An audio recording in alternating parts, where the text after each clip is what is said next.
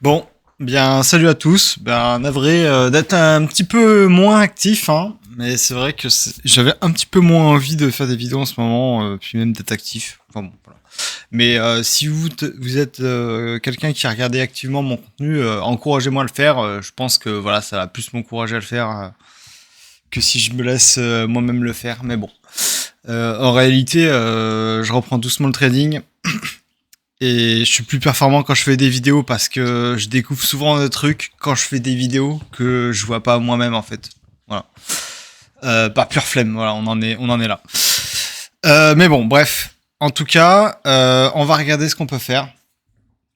Ce qui m'intéresse, moi mon biais il est en gros 80% beer et je laisse le bénéfice du doute 20%. Voilà. Le bénéfice du doute, c'est quoi? C'est que en gros, ce serait qu'une vague là, une deuxième vague, et peut-être qu'on aura une troisième vague du coup là qui va, voilà, 100 000 et quelques, peut-être un peu en dessous. Un peu en dessous, un peu au-dessus. Ok, pourquoi pas. Quand on regarde les moyennes mobiles en 12 heures, en tout cas c'est assez propre. Voilà, on a une tendance, un range, on vient, on fait la déviation, on réintègre, on va à la hausse. Bon, ça ok, ça c'est haussier. Ça c'est haussier, ça c'est propre. Voilà. Moi, ce que je n'aime pas, du tout, c'est le S&P 500. Voilà, le S&P 500, ça fait un sacré temps que j'ai donné cette zone-là. Voilà, ça fait plus de 2 ans qu'elle est dessinée cette zone sur mon graphe. Nous y sommes, ça y est, et on voit que tout le reste du graphe, bon, celui-là même on peut limite le supprimer, il est plus très important maintenant. Si ça on l'étend en fait, ah, il est bloqué c'est ça, non? Ok. Voilà, si ça on l'étend, on voit à quel point partout ça a bien fonctionné. Voilà. Même là, là, voilà, là, bon, on l'a pas tout à fait touché, mais rebond sur les 0,7 de Fibo, c'est typique. Donc là, moi, je commence à être vraiment inquiet pour la finance globale, en fait. Voilà. Parce que on nous parle de récession, tout ça, bon, ok. Mais la récession, on l'aura pas tant qu'on n'aura pas des pigeons qui auront acheté le top. Donc là, voilà, là en ce moment, c'est un peu le cas. J'ai cru comprendre que en ce moment, il y a des mecs qui sont payés 10K par mois là, où en gros, leur taf, c'est de dire aux gens de pas paniquer et d'acheter le VIP sur le S&P 500. Voilà. Bon. Visiblement, c'est un gars qui disait qu'il parlait avec des gars qui travaillent dans les fonds et que c'était 50% caricatural. Bon, bah moi je pense qu'en vrai t'as plein de gens dans la finance, c'est ça, hein. C'est-à-dire que voilà, ils ont des diplômes mais ils comprennent rien à la finance en fait. Enfin ils disent juste les prérogatives quoi, c'est acheter ça monte, etc. Non mais regardez la parabole un peu. Enfin bon, à un moment voilà, S&P 500 c'est une turbo parabole. Moi ce qui me fait peur aussi c'est les USA, ils commencent à, bah comme la France en fait, ils commencent à être un peu dans la sauce avec leur dette, etc. Je sais pas comment tout ça va se gérer. Il y a les taux, etc. qui arrivent. Voilà. Moi, je pense qu'il va y avoir un repli. Et là, ça pourrait être un beau repli. Voilà. Parce que, vous voyez, là, en fait, le repli qu'on a eu pendant le Covid, en fait, c'est il y a pas si longtemps le Covid. Hein. Regardez, depuis le Covid, depuis le plus bas, on a déjà pris 150%. C'est énorme. Donc, si ne serait-ce qu'on vient chercher les 0,6 de Fibo, qui est basique, quoi. Là, on a un retracement de 50%. Même si, quand on regarde en weekly, la 200 ici, c'est parfait. Je pense qu'on ira chercher peut-être plutôt la 666. Voilà. Mais le temps que ça monte, que ça descende, etc., peut-être que ce sera ici. Ça nous fera déjà un repli de 40%. C'est pas non plus gigantesque, mais quand même, c'est quand même gros. Et surtout pour la finance traditionnelle, 40%, c'est quand même assez gros. Hein. Ça vaut un 70% crypto, en grosso modo. Donc voilà. Moi, ça, c'est vraiment le truc qui me fait un peu le plus flipper. Le Nasdaq, on est à peu près dans la même situation. Regardez. Ce Fibo, pareil, je l'ai dessiné il y a très longtemps. Bon, celui-là, il date de... Il est un peu plus court terme, celui-là. Parce que l'autre, c'est un truc en weekly. Mais regardez, même en... Enfin, c'est une parabole, quoi. Voilà, je vous fais pas de dessin. D'ailleurs, c'est vrai que j'ai jamais tracé ce Fibo là. Ouais. Bon, là, on est un petit peu en excès au-dessus. Mais bon. Quand on le regarde à plus court terme, on est quand même un peu en haut de ça. Hein. Celui-là est moins inquiétant que S&P 500. Ce graphe-là qu'on voit là tout de suite, là, parce que ça, c'est du court terme, en fait. Ça, c'est le graphe court terme. Mais S&P 500, là, c'est un graphe long terme. Et j'ai pas trop charté le Nasdaq sur très long terme, comme ça. Enfin, très long terme, c'est à échelle 15 ans, quoi. Mais en tout cas, voilà, à court terme, on est en train de bloquer ici. Donc là, en fait, ce qui peut se passer, ce qui va être intéressant de voir, c'est si jamais on casse la 666, en fait, voilà. Tout simplement parce que quand on la cassera, ça voudra dire que là, on aura potentiellement fait un retournement de tendance. Voilà. Pour l'instant, c'est pas le cas. Dans les actifs, par contre, qui peuvent donner un peu d'espoir aussi, il y a Nvidia. Alors, pour moi, j'étais d'avis que c'était plutôt un top. En prenant, du coup, ce mouvement. Donc, c'est-à-dire que les gens qui ont acheté là, en gros, ils vendent ici. Ok. Mais par contre, il y a aussi une possibilité que, voilà, là, il y a aussi une vague à proprement parler. Et que ceux qui ont acheté là, peut-être qu'ils voudront vendre ici. Voilà. Donc, peut-être que ça peut nous faire une petite hausse. Voilà, on parle quand même d'une hausse, je sais plus, c'était 40%. Si j'avais cliqué, voilà. Ouais, 40%. Mais bon, peut-être que ça peut être quelque chose qui peut donner une impulsion en crypto. Voilà, à lui tout seul. Mais peut-être plutôt sur les crypto sectoriels. Je sais pas trop. Là, je vais pas trop m'avancer sur ce genre de truc. C'est pas mon expertise. Là, les altcoins, on va pas forcément trop les regarder. En tout cas, moi, Bitcoin, voilà, moi, ce qui m'intéresse, c'est vrai que là, quand on le regarde comme ça, ici, c'est assez haussier. Hein. C'est pour ça que je mets quand même une... je suis ouvert. C'est-à-dire que là, je suis short. Je suis short depuis le top, là. Mais je reste ouvert à une possibilité d'une troisième vague. Et si elle arrive, eh bien, je passerai long. Voilà. Je passerai long. Mais pour l'instant, je sais pas, je suis vraiment biaisé bien. Hein. Voilà. Donc, là, j'avais fait ce Fibo là. Je m'attendais du coup à un SFP au-dessus et réintégrer. Voilà. En vrai, je voulais prendre un TP ici. Je l'ai pas eu parce que, voilà, on l'a pas touché. Voilà. Ensuite, on va regarder l'Open Interest. Parce que l'Open Interest, c'est extrêmement intéressant ce qui s'y passe. Et un peu de partout. Voilà. On va regarder quelques alts aussi. Mais on va regarder l'Open Interest en daily déjà.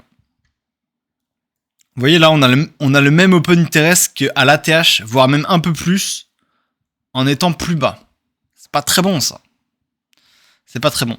Ceci étant, faut quand même pas oublier, voilà, quand on était ici, là, on a des fundings beaucoup plus bas que ici. Voilà. Là, on était aux alentours de 0,3. Donc, ce qui voulait dire que là, il y avait quasiment que des longues en fait. Là, il y avait que des longues. Là, c'est mixé. Il n'y a pas si longtemps que ça, on était dans le rouge, il y a beaucoup de shorts, etc.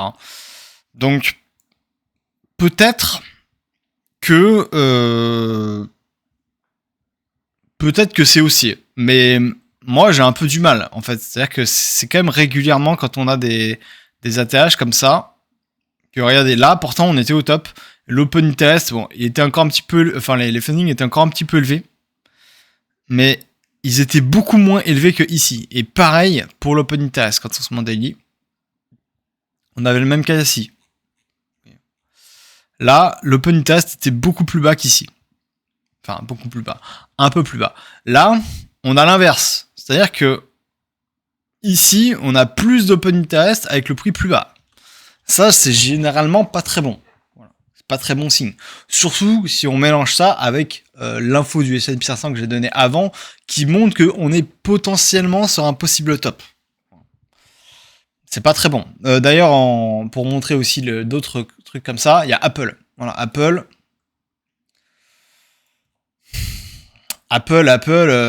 bon, là, j'ai un deuxième Fibo au cas où, pour tester une deuxième possibilité où ça pourrait aller jusque-là.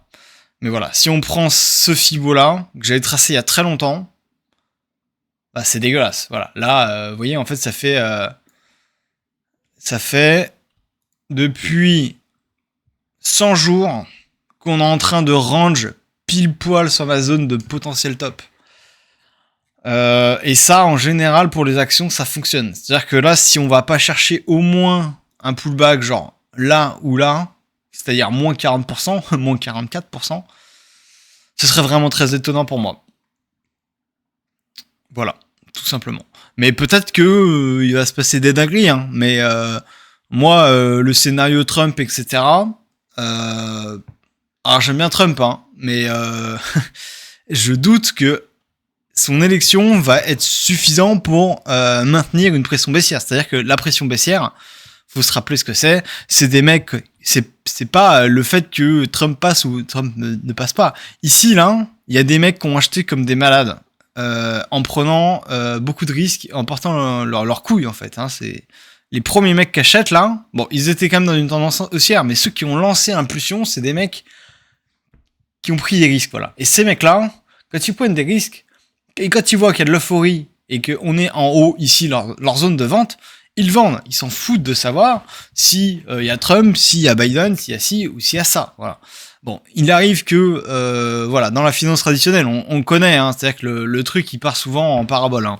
Bon, et il fait pas de pullback.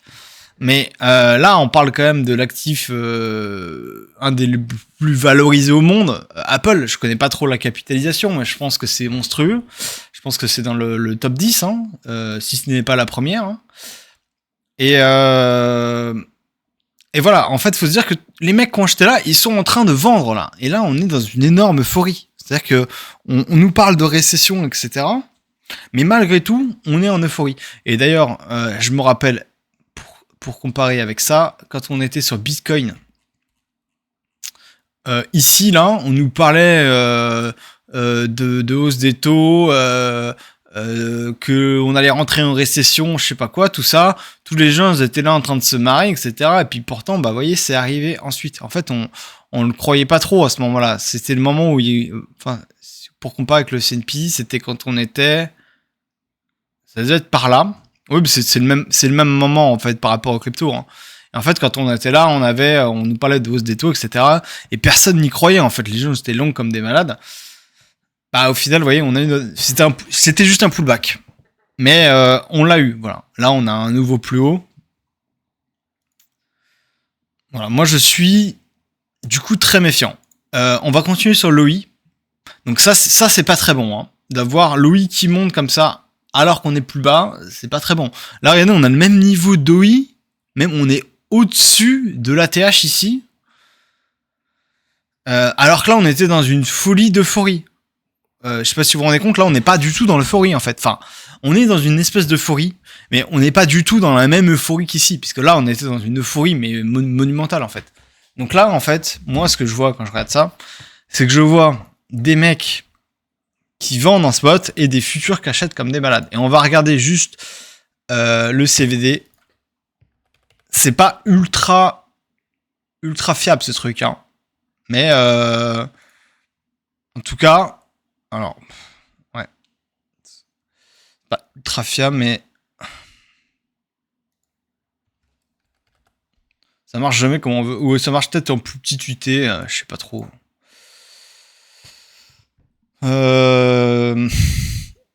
Bon, le CVD spot, en tout cas, il est baissier. Le CVD, ça veut juste dire c'est qui prend les ordres au marché, voilà. Donc, en général, c'est le côté qui est un peu plus agressif. Ouais, bon, là, on n'a pas grand chose à tirer de ça. Peut-être que c'est CoinAlyse, je sais pas. Bon, la dernière fois que j'ai regardé, c'était un peu mieux. Mais, ouais, non, bon, pas grand chose d'intéressant à voir là-dessus. Ensuite, alors, Ethereum. Par contre, Ethereum, un truc très important. Moi, je suis persuadé que là, on est sur un possible bottom ETH-BTC. Mais à confirmer, parce que ça, c'est quand même un petit Fibo. C'est vrai que mon plus gros Fibo qui était là, qui me donnait un bottom possible ici, j'avoue qu'il s'est fait transpercer. Hein. Peut-être qu'on ira plus bas. Peut-être que Ethereum, d'ailleurs, finira mal, hein, c'est possible. Hein. Mais moi, je pense qu'on est quand même possiblement sur, voilà, sur la fin. Je pense qu'on va avoir une mèche réintégrée, etc. Il n'empêche que si le marché devient baissier, je pense que absolument rien n'empêchera Ethereum de cracher avec Bitcoin. Hein. C'est peut-être juste qu'il crachera un peu moins. Faut quand même pas oublier que lui, en daily, il a touché sa 666 là. On va mettre un graphe plus propre. Voilà, il s'est posé dessus. Peut-être qu'il va faire un pullback là. Il est sur la 200, on a quasiment touché. Alors est-ce que ça compte? Je sais pas. Et peut-être que maintenant, on va aller voir la 3D qui est plus basse, voilà, vers les 1008. La 3D qui est, je le rappelle, hein, la quintessence hein, de ce qu'on peut avoir en fait en termes de moyenne mobile. Si on vient vers les 1800, là je peux vous dire que là Ethereum est vraiment cheap. Genre vraiment là ce sera très intéressant, même à partir de 2000, hein, 2000 ou 1800, enfin c'est pareil. Hein. À un moment, quand on est à 2000, là pour du spot, ok, on peut perdre 15%. Peut-être que pour les leviers, il faut peut-être attendre un petit peu, mais là, ça commencera à être le moment où on pourra se dire, faut y aller, quoi. Même si le S&P 500 continue à crash, moi, je pense que quand on arrivera dans cette zone-là, les cryptos vont être un rempart contre l'inflation, et je pense que des gens vont vouloir se ruer dessus. Voilà. Mais au début, ça va suivre le mouvement comme tout le monde. C'est-à-dire que ça va chuter. Pourquoi pas, hein, si ça nous fait... Là, ça nous fait encore 26%, ça nous ferait combien depuis le top? Ah, 55, ah, je pensais que c'était plus. Il nous fait un moins 55%, il chute là, et ensuite, à partir de là, il y a une base qui se construit, et ça repart pendant que le S&P 500, lui, il va continuer à descendre ou ranger, en fait. Je le vois bien comme ça. Parce que S&P 500, il va y avoir besoin en fait de purger à un moment. C'est-à-dire qu'on peut pas rester en parabole comme ça à l'infini, quoi. Voilà. Et moi, je pense que ce soit Bitcoin ou Ethereum, les deux, en fait, ils vont chuter. Bitcoin, moi, je le vois toujours à 40 000. Hein. C'est ma target depuis un certain temps. Voilà. C'est ça ma target vraiment au petit d'achat. C'est la MA666 3D. Hein. Voilà. Et je pense que quand on sera ici, si on y va, c'est super. En tout cas, pour moi, tant qu'on est dans ce Fibo-là, le gros carré là, on est dans une zone de distribution. Et si on vient casser au-dessus, voilà, je suis ouvert à la possibilité qu'on aille plus haut et du coup qu'on aille, pourquoi pas, chercher une nouvelle vague. C'est possible. C'est pas mon scénario préféré, mais c'est possible. Voilà. Niveau des alts, pareil, je voulais montrer, par exemple, Sol, est-ce que je l'ai là? Ouais, ou même Ena, voilà. Ena, c'est un cas qui est intéressant, parce que... Il est où Ena? En fait, en 4 heures, c'est un peu comme Dim, où j'étais long dessus. Bon, ça, on peut supprimer tout ça, hein. C'est pas très important. En fait, bon, on va pas regarder les Fibo qu'il y a là. Ici, on a en fait, c'est d'ailleurs assez propre, hein, ce qu'on a là. On a eu ici, vous voyez, la 4 heures 200. On vient rejet, on commence à faire un bottom. On break la 200, on pull back dessus, on s'arrête sur la 666. Et là, en fait, on est en train de l'attaquer, quoi. Donc maintenant, la question c'est... on repasse au-dessus et là, on va vraiment... on va vraiment partir sur un cycle haussier, quoi. Moi, je suis ouvert à ça. Pour l'instant, je suis short dessus parce que j'ai un backspot de ce truc-là que j'ai acheté il y a un certain temps par là. Et je voulais le hedge en partie, donc j'ai pris un petit short, voilà, parce que on a été rejeté ici. Mais si jamais on vient et que on refait un pullback comme ça et qu'on se maintient et que on commence à vouloir partir, moi, je pense que va y avoir des dingueries, en fait. Je pense qu'on peut aller chercher revenir au moins là et pourquoi pas faire des trucs sympas, quoi. Voilà. J'ai Dim aussi dans la target, c'est exactement le même setup, hein. C'est la même chose. Hein. Vous voyez. En 4 heures. Alors, lui, en 4 heures, c'est un peu moins propre, mais voilà. C'est pareil, en fait. Là, on bloque dessus. on s'arrête, on rebondit en fait dans toutes ces zones, on rebondit sur la 200, sur la 6, hop, on vient retaper la 6. Voilà, c'est tout le temps ça. Quand on regarde mon Fibo, le dim il est encore mieux que le ENA, parce que le ENA il est un peu plus dur à le charter avec le Fibo, mais là on est pile poil sur le bas du Fibo, donc normalement c'est bien. Mais bon, parfois j'ai déjà eu des surprises, je pense à Starknet, le truc il a fait ça, il a stagné et puis il est parti, je crois qu'il a juste tapé ici, et puis il est reparti par là grosso modo proportionnellement quoi. Donc voilà, moi je pense que ces altcoins là sont des trucs qui sont intéressants. Il y a le BIM aussi qui est très très très très fort. Ah, c'est pas là le BIM. Le BIM. Il est là. Voilà. J'ai pris un long sur cette connerie. Voilà. Ça, c'est un des coins les plus forts du marché hein, pour le moment. Vous voyez, il a cassé la 666 et là, il a l'air de vouloir... D'ailleurs, d'un point de vue structure, c'est propre. Voilà. Sans forcément regarder ce Fibo qui est un peu pété. On va juste regarder la ligne du bas, en fait. Voilà, qui est là. En fait, là, on fait un premier sommet, on maintient là, cette zone, on fait un genre de SFP en face qui est là, j'ai une belle absorption.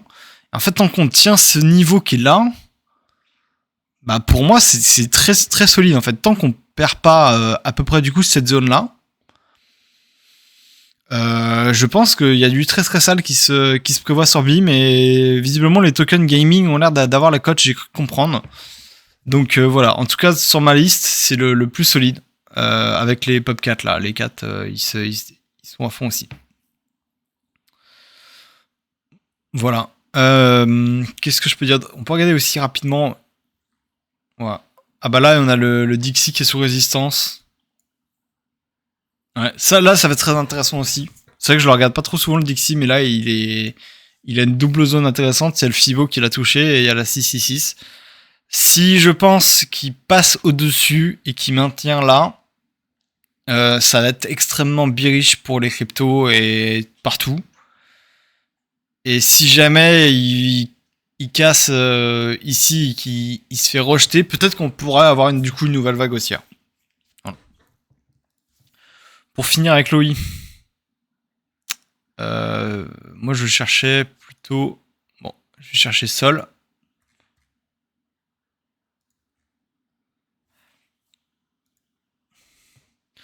En fait, ça, c'est vraiment ce que j'ai pas trop... Ah, bon, là, c'est un peu mieux récemment.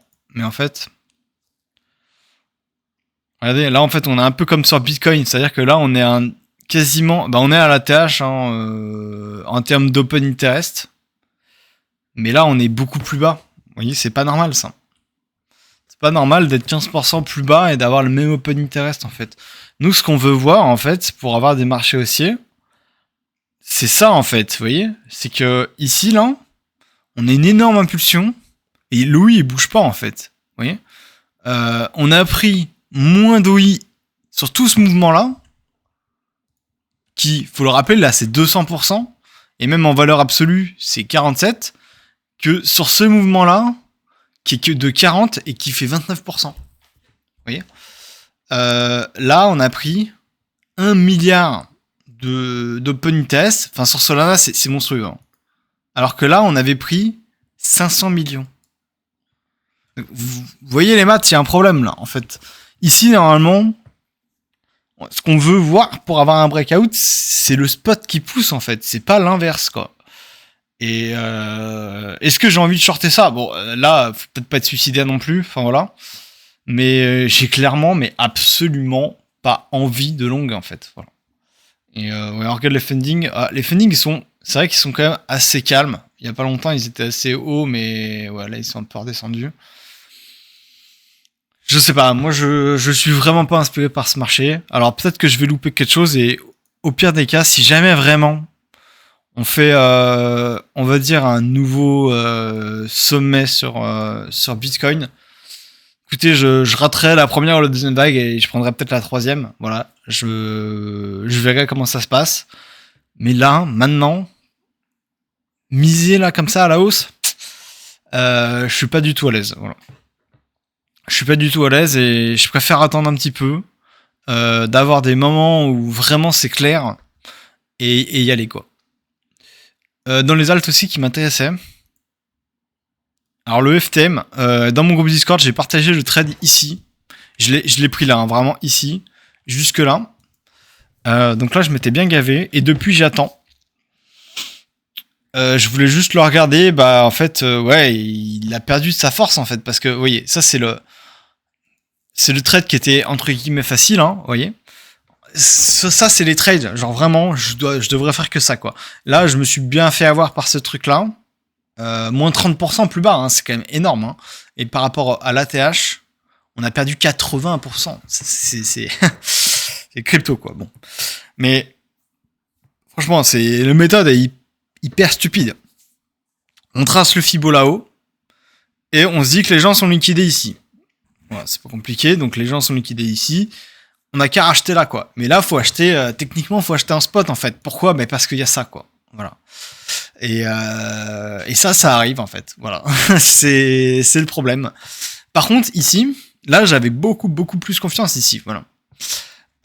Pourquoi? Parce qu'on a réintégré ce Fibo. Donc déjà, c'est super si on l'a réintégré. C'est génial. Bon, là, on avait quand même cassé techniquement la moyenne mobile, mais bon, c'est un peu normal de dépasser un petit peu, quoi. Mais on était surtout sur le bas du Fibo, voilà. Donc là, bon, là, il y a eu vraiment deux micro trucs, hein. Bon, c'est 6%, mais voilà. Et par contre, bah, la méthode de base, c'est on achète le bas du Fibo ou on vend 2 niveaux au-dessus. Voilà, c'est pas compliqué. Moi, j'ai vendu ici, là. Et depuis, j'en ai pas racheté. Alors peut-être qu'il y avait des trades à faire là-dedans, mais moi je m'en fous en fait, vous voyez. Moi j'ai pris ce trade-là, c'était le trade le plus facile du monde, 85%. Voilà, c'est super. Voilà, c'est génial. Par contre maintenant, est-ce que j'ai envie de mettre beaucoup plus? Je sais pas. Bon, 4 heures on tient la tendance, ça pourrait se jouer. Mais pareil, on pourrait regarder l'open interest. Hein. Est-ce que l'open interest a descendu ou est-ce qu'il est monté? C'est ça qui nous intéresse en fait. Bon là, il est beaucoup plus calme. C'est beaucoup plus sain de voir ça comme open interest avec le prix, vous voyez, qui monte doucement. Et là, l'open interest qui descend doucement. C'est un peu mieux déjà. Mais c'est vrai que si on regarde, quand même, on a quand même le même open interest que là. Là, on est plus bas. Bon, là, l'open interest est quand même 2 fois plus haut, mais bon. Ok.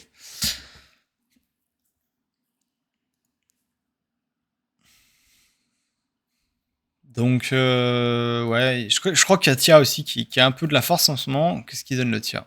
Ouais, le Tia, par contre, il est quand même chaud. Ça fait partie des seuls coins qui sont chauds avec l'autre que j'ai, avec le Beam là. Parce que regardez, là, il a flip en fait. Bon, là, il est encore vraiment, c'est la dernière barrière là qu'on a là.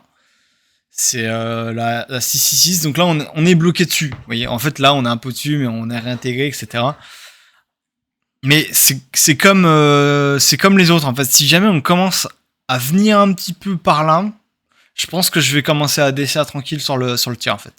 Voilà. Moi c'est vraiment ce genre de zone que je vais chercher et rentrer petit à petit parce que on n'est jamais à l'abri encore une fois au vu du marché d'avoir ça. On se maintient et puis on revient comme ça. Donc c'est vraiment, je pense, assez risqué en ce moment tout ce qu'il y a. Mais voilà. Moi, pour l'instant, je suis pas du tout serein et je sais pas comment font les gens qui sont max long parce que moi je peux pas. Voilà. Je peux pas. Là, on est en train de bloquer sur la 666 en 15 minutes. La 15 minutes qui était assez propre à regarder. Là, on a bien maintenu la tendance ici. On l'a cassé, on passe en dessous, pullback dessus. Voilà. Et en plus de ça, on peut cumuler avec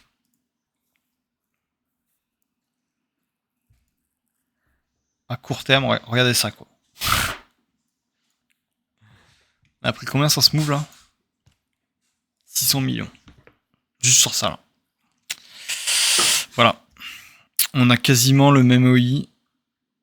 Bon, que là ça va, mais ouais. Pas loin le même OI que le top en fait. Que là.